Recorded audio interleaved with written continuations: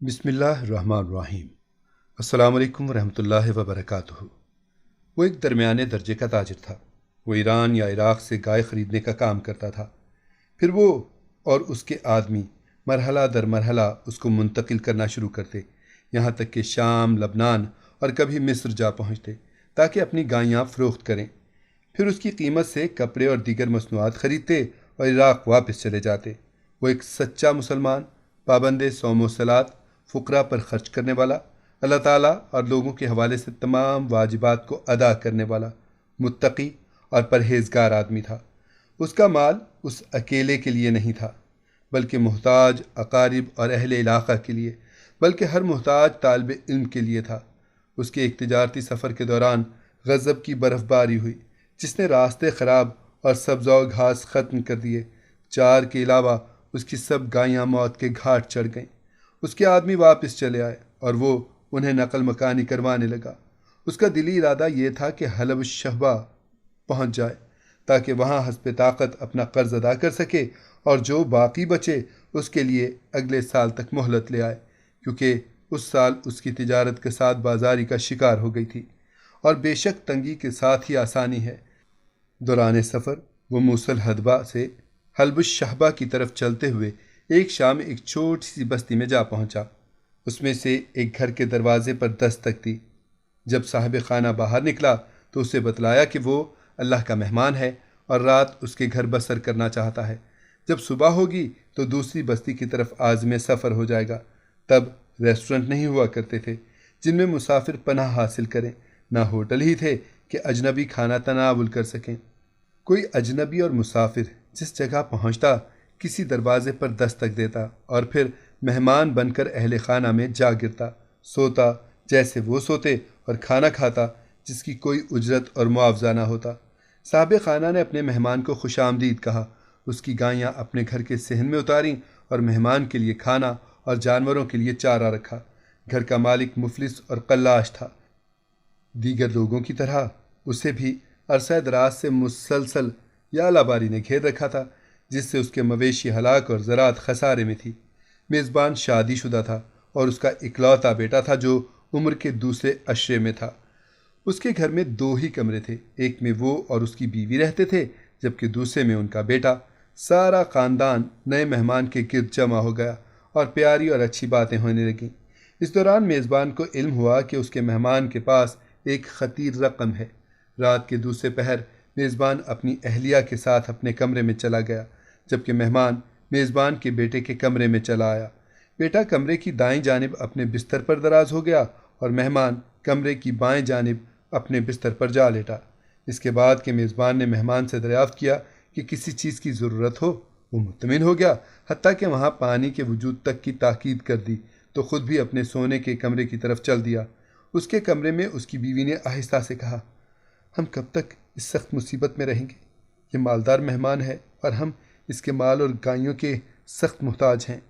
ہم فاقہ کشی کی زندگی بسر کر رہے ہیں اور اصحاب ثروت بڑی مشقت اٹھانے کے بعد ہی ہمارے حال سے واقف ہو سکتے ہیں۔ ہم تو بلا شبہ مر کر ہی رہیں گے۔ اب ہم ایک دن کھاتے ہیں اور ایک دن بھوکے رہتے ہیں۔ ہمارا کیا حال ہوگا جب بستی سنگین بھوک کی لپیٹ میں آ جائے گی؟ ہمارے پاس کوئی مال ہے نہ کھانا۔ آج بڑا سنہری موقع ہے، پھر کسی دن یہ وقت ہاتھ نہیں آئے گا۔ مہمان کی طرف چل اور اس کا مال چھین لے، گائیاں ہتھیا لے تاکہ ہمارے اور ہمارے اکلوتے لختے جگر کی زندگی واپس لوٹ آئے۔ آدمی نے کہا، یہ کیسے ہو سکتا ہے؟ وہ ہمارا مہمان ہے، اس کا مال اور گائیاں کیسے چھین سکتا ہوں؟ وہ اس کی کیسے اجازت دے گا؟ بیوی نے کہا، اس کو قتل کر دو، پھر ہم اس کی لاش بستی کے دامن میں واقع کھڈے میں پھینک دیں گے۔ اس کی خبر کس کو معلوم ہوگی؟ کون جانے گا؟ بیوی نے اصرار کیا اور شیطان ان کا تیسرا تھا۔ اس نے آدمی کے سامنے اس کی بیوی کی اسکیم کو مزین کیا، لیکن وہ مہمان کو قتل کرنے سے رکا رہا۔ عورت نے اپنے خامند سے کہا، بے شک جو تم کرنے جا رہے ہو وہ ہمیں یقینی موت سے بچانے کے لیے ہے، اور ضروریات حرام کا خون جائز بنا دیتی ہیں۔ بالآخر آدمی نے سر تسلیم خم کر دیا اور وہ مہمان کے قتل اور اس کے مال و اسباب چھیننے پر آمادہ ہو گیا۔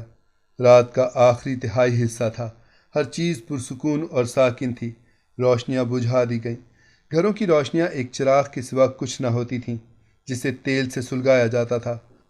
آدمی نے اپنے خنجر کی طرف ارادہ کیا، اسے تیز کیا، پھر اپنے مہمان اور بیٹے کے کمرے کی طرف چل پڑا۔ وہ پاؤں کی انگلیوں کے کناروں پر آہستہ آہستہ چل رہا تھا۔ کمرے میں بائیں جانب کا رخ کیا کہ جہاں اس کا مہمان سویا ہوا تھا۔ اس کا جسم چھوا، یہاں تک کہ اس کی گردن کو ہاتھ لگایا، پھر اسے ذبح کر دیا جس طرح بکری کو ذبح کیا جاتا ہے۔ آدمی کے پاس اس کی بیوی آئی اور دونوں نے امداد باہمی سے مردے کو گھسیٹ کر کمرے کے باہر پھینکا، جہاں اچانک ان پر انکشاف ہوا کہ انہوں نے اپنے اکلوتے لختے جگر کا خون کر دیا ہے۔ آدمی نے بھیانک چیخ ماری، عورت بھی چلائی اور دونوں بے ہوش ہو کر گر پڑے۔ اس خوفناک آواز پر مہمان اٹھ گیا اور پڑوسی بھی نیند سے بیدار ہو گئے۔ مہمان اور پڑوسی بھاگے اور دونوں میاں بیوی پر ٹھنڈا پانی چھڑکنے لگے۔ جب انہیں افاقہ ہوا تو سخت رونے لگے اور خون کے آنسو پینے لگے۔ پڑوسیوں نے پولیس کو حادثے کی خبر کی۔ پولیس فوراً آ گئی اور دونوں فریقوں کو پکڑ لیا۔ مہمان اور میزبان کے بیٹے کے سونے کے کمرے میں کیا واقعہ پیش آیا تھا؟ جب بیٹے کے والدین نے کمرے کو چھوڑا تو بیٹا اپنے بستر سے مہمان کی طرف چلا آیا تھا۔ وہ آپس میں تبادلہ خیال کرنے لگے۔ گفتگو کے دوران کافی وقت گزر گیا، حتیٰ کہ بیٹا نیند کے غلبے کے بعد مہمان کے بستر کے اوپر ہی سو گیا۔ مہمان نے اچھا نہ سمجھا کہ اپنے میزبان کے بیٹے کو بیدار کرے اور اس پر کمبل اڑھایا اور خود اس کے بستر پر جا کر سو گیا۔ جب میزبان مہمان اور اپنے بیٹے کے کمرے میں آیا تو اسے دونوں کے بستروں کا پورا یقین تھا۔ اس نے اپنے ہی بیٹے کو ذبح کر دیا، حالانکہ ارادہ مہمان کا تھا۔ اس خارجی کی طرح ہو گیا جس نے فجر کے اندھیرے میں اچانک حضرت عمرو بن عاص رضی اللہ تعالی عنہ پر حملہ کرنا چاہا اور ان کی جگہ خارجہ بن حذافہ پر دھاوا بول دیا۔ جب اسے حقیقت حال کا علم ہوا تو نہا خانہ دل سے چلایا کہ میں نے عمرو کا ارادہ کیا اور اللہ نے خارجہ کا ارادہ کیا۔